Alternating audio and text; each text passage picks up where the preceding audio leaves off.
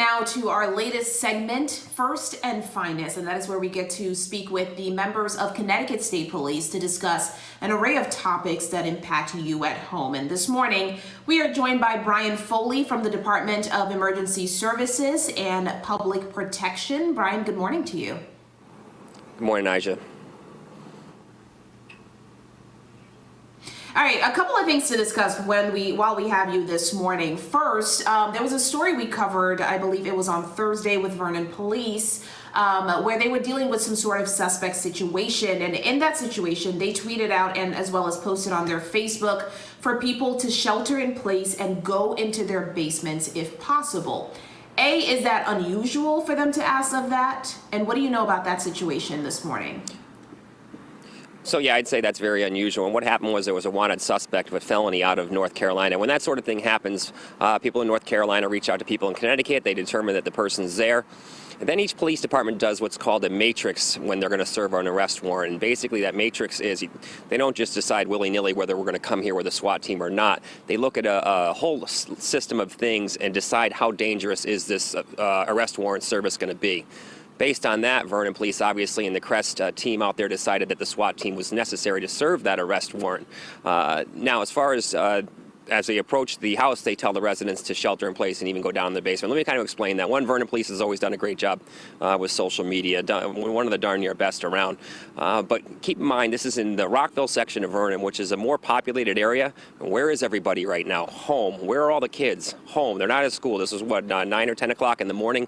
All the kids are home. So why not take that extra step, notify the citizens what's going on, and to maybe shelter down in your basement if possible, because they know a gun was involved.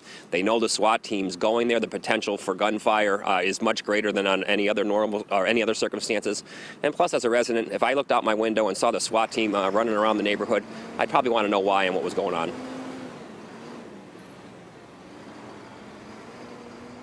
Good information and good update there, just trying to keep residents informed. And something else I want to talk about this morning, as you mentioned, a lot of us are at home, we are social distancing, but one of the things that police have noticed is car thefts are spiking up right now. What do you guys attribute that to? And what are police doing about it right now? So, look, we've had a conversation this week with all the urban police chiefs, so Waterbury, Hartford, Bridgeport, New Haven. All of them had issues with auto theft, as with many of the police departments around the state.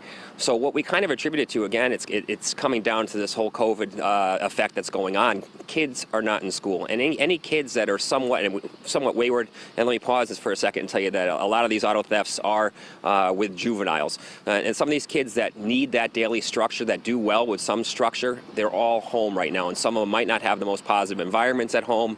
Now these kids are out in the streets and stealing cars, and if you look again, it's the same type of thing. The cars aren't being stolen out of the cities, they're being stolen out of the suburbs. Unfortunately, they end up back in the city. What the Connecticut State Police are doing is they actually have an auto theft task force now, and that auto theft task force involves all the urban cities together, as well as a strong contingent of state police that's working with all the cities around the state and all the police departments as well.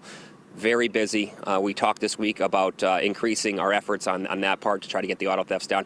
You saw 31 auto thefts, I believe the number was, around the state in one day. Look at the message here. Lock your cars. Don't keep your keys near your cars. A lot of the kids that, again, do well with structure aren't necessarily getting that structure they need, and unfortunately this is going on right now. And I want to do some rumor control as we have you this morning as well. This is one that keeps coming up for some reason. Military shutting down our state again. What do you say about that? No, not true. Look, that was a rumor where it was with the police were going to lock it down, and the military is going to come out and make sure that everyone's staying in their houses, checking people's passes on the roads. This sort of thing just is not happening. In fact, the Connecticut National Guard is doing a million other things other than that. They put up 2 hospitals in 2 days. Just this weekend, the Stanford Hospital had been what we call mothballed, which means the hospital wasn't being used anymore. Well, the Connecticut National Guard went there, shook all the mothballs out, and they got that hospital back up and running again. And look, this is all done out of the Division of Emergency Management right here in the Connecticut Armory. Division of Emergency Management sets all this stuff up. Let's say like, all right, so you need a hospital. That the hospital said they're going to overflow and we need places to put them. The Division of Emergency Management coordinates that with the National Guard, with FEMA if necessary. If you have domestic violence increasing and the shelters need more resources for women that are in domestic violence situations, the Division of Emergency Management acts as an arm for every state department to get those resources around. So a real big coordinated effort. There is no military shutdown of the state. I wish that would stop showing up on social media. Please, people, stop doing it. And while I have it for one more second, we need volunteers so bad, Aish. We need everyone to step up. The Connecticut State Police has a blood drive going. They've done an amazing job with the blood drive down at the Police Academy. There's one on Monday afternoon. We need people to step up, not just nurses and doctors. Now you're going to see this week a push for just general volunteers, bringing food to the elderly, doing all sorts of things around the state. There's so many opportunities for volunteers. If you're sitting home, please, now's the time to sign up and get involved and help people.